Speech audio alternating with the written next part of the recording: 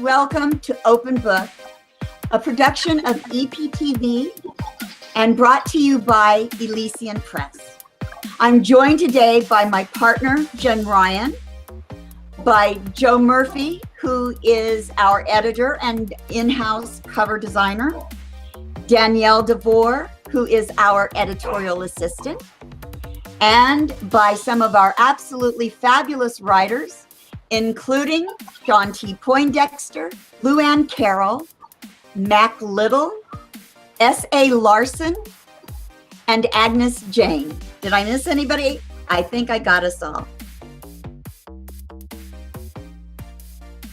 Next segment is called Pub Hub, and Jen and I are going to talk a little bit about what we look for in a query letter.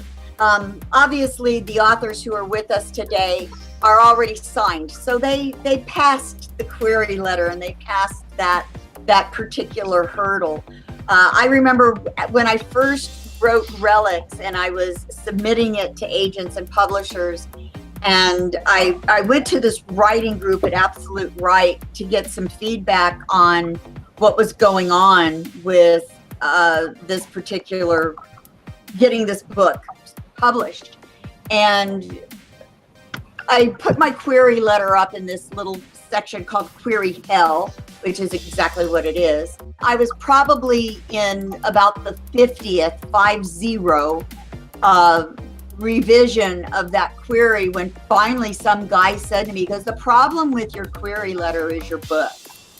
Because I was having to explain the book, and he goes, you know, you've got this cliffhanger ending and you've got this happening and you've got that happening, and you're not known, and your chances of selling this are somewhere between slim and none.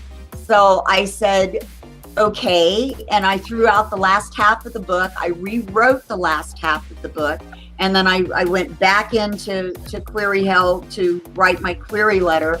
And I think we finally this other writer took pity on me and she wrote it for me. So that query letter is the very first thing. Those are the first words that when we open an email from an author, those first couple of sentences have got to hook us. If you don't hook me in those first couple sentences, I'm going to send you to Danielle. I want a unique voice. I want something that's going to catch my attention, hook me in right away. I tend to prefer very sharp, very short sentences in that query letter. If you start getting into a long rambling sentence, you've lost me. So I'm reading fast, and I'm looking for that unique voice that's gonna call out to me and get me to say, oh, I need to read more of this, and get me to read on. Jen, what are you looking for? Well, I'll start by saying, you know me in long sentences. I'm the opposite there. I love a well-constructed long sentence. Key emphasis on the well-constructed there, though. If it's rambling or confusing or difficult to read, obviously it's not as effective. I'm much more editing oriented. So the first thing I'm looking for, grammar and punctuation. If there are little grammar, punctuation, or spelling mistakes in the query letter, chances are I'm not going to even go into the writing sample to 10 pages because already it's problematic. I look at a query letter as that first impression, job interview type thing. I think it should be personal, but also professional. That's really important to me. I would say take the time to make sure that it's a personal letter for each publisher you send it to.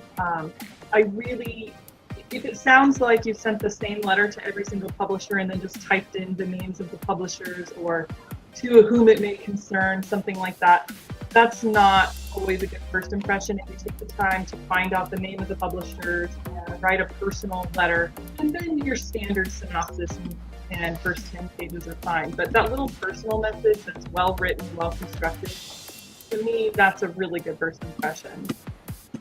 Then I look at, is it interesting? Does it catch my attention? And probably more importantly, does it hold my attention? If after a few pages into that, and I'm talking about the 10-page writing sample now, if in a few pages into the writing sample I'm distracted, I'm bored, I don't really want to keep reading, chances are I'm not going to be asking to see a full manuscript. If I get to the end of the 10 pages and I want to know what happens next or what's going on with this character, then of course I'm going to ask for full because I want to see what's going on. I think those are probably the most important things for me. The other thing that I want to mention is regardless of who you send it to, look at their submission requirements. I get people who send attachments, and I'm not going to open that. I'm not going to open an attachment. We specifically say in our things, include the 10 pages and the synopsis right in the body of the email. I'm not going to open up an attachment that could be a virus or something else until I've had a little more contact with this person. Then I'll download their submissions when we ask for full. But I don't want to. I want people to follow the rules. So if we say, please send a synopsis, your query letter synopsis in 10 pages, and then somebody sends me just a query letter with no synopsis and no 10 pages, that's pretty much gonna eliminate that submission right there, because that means they're going to be, what that tells me, maybe the person was nervous and didn't think about it, but what it looks like from my end is that they can't follow directions and they'll be difficult to work with. Yeah, go ahead. Maybe it's the college teacher in me, but I feel as if one of the other things I look for is whether or not they followed our submission guidelines.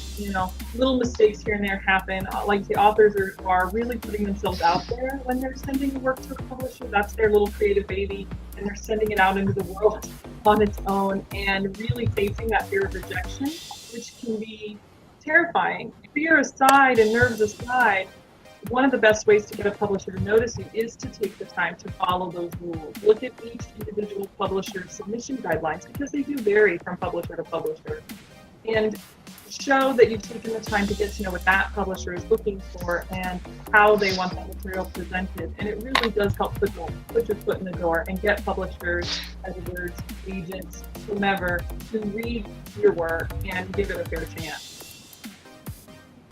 Good points. Good points.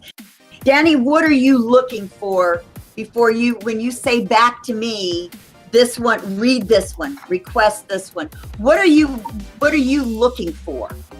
Something that's really polished and just feels like a book. We get a lot of submissions that, well, we'll be given a historical novel, for instance, and within the first paragraph of the 10 pages, there's a major historical error. So that type of thing will immediately turn us off, because if it's supposed to be a historical novel, then the author is supposed to have done the research. And if they haven't done the research and they get something that's blatantly wrong that almost everyone should know that is a major point in history, that's a major issue right off the bat, and that kind of tells us that there's probably going to be other major issues. Another thing that I really try to focus on is whether the submission is easy to read, whether it flows well. If you have a piece of writing that is not easily read aloud, then chances are it is not easy to read, and you need to have everything polished to the point that you yourself can read it easily, as if you were going to stand up in front of people and read a sample at a signing. Another thing that really gets me, like the others have said, is when they don't follow directions. And we've even had cases where there's kind of a hybrid between the synopsis and the 10 sample pages. And it's very strange and odd when somebody tries to do something like that, because then you're not getting the real representation of the writing, or their submission sounds like a book report, which is not what we want. Right. Okay, thank you. Jen, anything else to add? No, well, yes, actually. I would just like to add that all the stuff that we said, the reasons that we're putting this information out there is to help authors know what, tips and tricks. What should you do? What shouldn't you do? What do we as publishers look for? We can't speak for every publisher. But it's not to say, you have to be perfect to submit, or your work's not good enough, you shouldn't submit to a publisher. It's to say, okay, this is if you're an author and you want to submit to a press like ours, this is what you should do. You should take the time to do your homework, figure out what the publisher wants, proofread your work, send it off to other authors or friends. Take the time to get it as clean and polished as you can before you submit. And the reason for doing that is you're much more likely to get a positive response, and you're always going to get rejection. Even the big names have multiple rejections behind them for various reasons. But if you do these things, it can help people to get that foot in the door, and you can expect more positive results and more positive feedback than if you just coldly send your material out. Yeah. I think when I put relics out there, I think I had like over 70 rejections. You get used to them. They're not something you want to get used to as a writer. You want somebody to love your baby as much as you do. But yeah, we definitely want something that we're going to enjoy. But here's another little thing that I'm looking for before I offer. Do I want to read this book again? A second time, a third time, a fourth time, a fifth time, a sixth time? Because that's how many times I, as the publisher, am going to read it. So if I get through a book and I'm like, okay, that was interesting, but I don't want to read it again, I'm not going to want to offer a contract because I don't want to have to read that book again.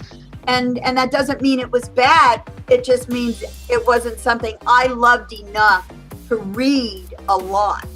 And I do read everybody's books more than once and twice. And those who've been with me in editing, Luann and Sean and Sherry and Agnes know that I've read your books a lot before I get, and those others of you who are yet to be published yet, you know you're going to get read a lot. So as an author, stop and think about your book. Is this something that somebody's going to want to read a lot of times? Because that's down to the wire. If I'm down to apples and oranges, that's going to tip me one way or the other, is that segment. Okay, authors, what do you have anything that you want to add to this from your end? Because I'm wearing my publisher hat right now. I have something. One of the things that I've noticed is that Maer is not kidding when she says she will thoroughly read your book. In my book, when we were in the last round of edits, I know I had a red sweater on one page and I think a red sweatshirt 2 or 3 pages later, and she was after me. So, I mean, we were fixing just little things like that. So do expect, she'll catch everything. She's a wonderfully thorough reader. So, yeah, I don't know if you had that experience, but I certainly did. And I think the book is so much better for it. And I'm so grateful for that kind of attention to detail. Please don't choke me for this, Maer. And Jen, I just still think this is hilarious. There's this, and it's fine, it needed to be better explained, but there's a scene in the book where Meg sits on Garrett's lap. Meg sat on Garrett's lap, and they're sitting there talking to each other, and then at one point she turns to kiss him, and Maer or Jen, one or the other, said, which way, is she sitting on his lap facing away, or is she sitting on his lap facing him? And I thought, no, she's just sitting on his lap across him. And they're like, okay, well, it's confusing. And I was like, who hasn't sat on a man's lap? I mean, all Santa, dad, grandpa, boyfriend, whatever. But anyway, I thought, okay, all right, I'll say she sat with her legs across her lap. Because I guarantee if Maer and Jen were confused, somebody out there reading the book is going to be confused too. So sometimes things that are perfectly clear to us, like, for example, how a woman sits on a man's lap, might not be completely clear to people reading the book. I always get chuckles out of that because I remember in my confusion, I had my wife come in and say, hey, honey, I'm doing an experiment. Sit in my lap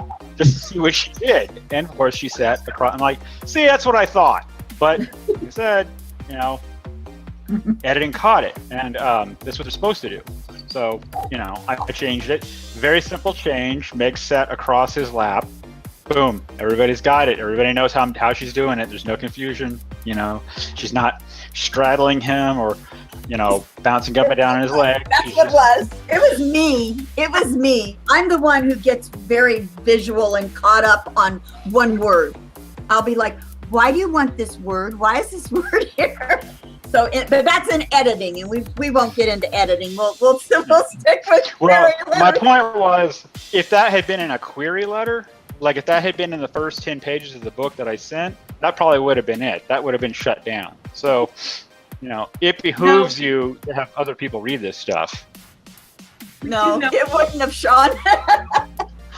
You know this with the query letters and the sample code. I mean, we do expect that things are going to be edited. So it's not that if there is a mistake or if there is something that's confusing or awkward that it's automatically going to be a rejection, because a lot of that gets fixed in editing.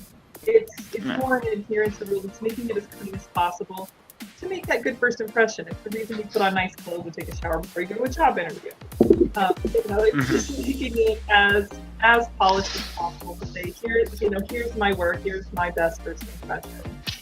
A lesson that I've learned, and some of the viewers might think, have the same thoughts, is I used to try and stuff too much information in that blurb. And it took me forever to figure out how to get down to the bare bones. And do you find that a lot? When you stop and think about it, it's much easier to write 100,000 page or 100,000 word novel than it is to write a 150 word query letter, because you've got to boil that essence of that story down into, as you said, the bare bones. All we want is that overview. Don't put in the subplots. Don't put in the brothers, cousins, sisters, dog. Leave them out, pick 2 characters, stick to them, and then keep that query letter very short. Of course, these guys are all with us, so obviously they passed that test, so they did it that very well. Some of their query letters were great. Some of them, their samples were great. So your query letter doesn't have to be perfect if your writing is going to blow me away. But something's got to blow me away. We had a lot of fun today on Open Book. Join us next time.